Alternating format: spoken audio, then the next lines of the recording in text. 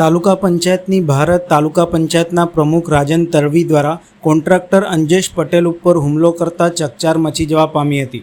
આ સંદર્ભે કોન્ટ્રાક્ટર અંજેશ પટેલ દ્વારા પોતાના ઉપર થયેલા હુમલા બાદ પોલીસ મથકે આપેલ અરજીમાં આક્ષેપો કરતા જણાવ્યું હતું કે 2 દિવસ પહેલાં જિલ્લા પંચાયત શિમડિયાના સદસ્ય જિલ્લા પંચાયતના ઉપપ્રમુખ અશ્વિન વકીલ દ્વારા અંજેશ પટેલના ભાઈ વિરલ પટેલને ફોન કરવામાં આવ્યો હતો અને જણાવ્યું હતું કે અંજેશનો એક હાથ તૂટેલો છે પણ બીજો હાથ પગ પણ ભાંગી નખાવીશું તથા એટ્રોસિટીની ધમકીઓ આપેલ છે।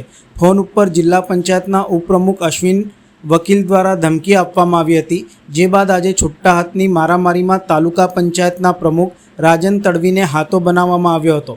અંજેશ પટેલ પર તાલુકા પંચાયતના પરિસરમાં હુમલો થતાં ઘટનાને લઈને પોલીસ પણ ઘટના સ્થળે દોડી આવી હતી।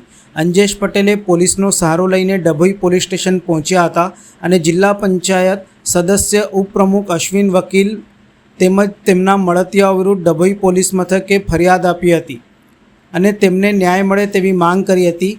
આ મામલાને લઈને તાલુકા પંચાયત પ્રમુખ રાજન તડવીની તેમજ અશ્વિન વકીલ જે જિલ્લા પંચાયતના ઉપપ્રમુખ છે તેમની દાદાગીરી અંગેના આક્ષેપો પણ સામે આવી રહ્યા છે। આજે એવું હતું કે 11 વાગ્યાથી હું કુબેર રાજા કરનાળી દર્શન કરવા ગયો હતો। ત્યાંથી આવીને સીધો 12:30ની આસપાસ હું ડભોઈ તાલુકા પંચાયતમાં આવ્યો અને ત્યાં મેં ગાડી પાર્ક કરી અને ગાડી પાર્ક કરી મારા મિત્રો સાથે હું વાત કરતો હતો। ત્યાં ડભોઈ તાલુકા પંચાયતના પ્રમુખ રાજન તડવીએ એના સાગરીતોને 4-5 સાગરીતોને લઈને આવ્યો હતો અને જેવો હું ઉતરીને વાત કરતો હતો એમાં મને ઘેરો ગાળી દીધો અને મને મારવાનું ચાલુ કર્યું। રાજન તડવીએ મને મારવાનું ચાલુ કર્યું। પછી શું થયું?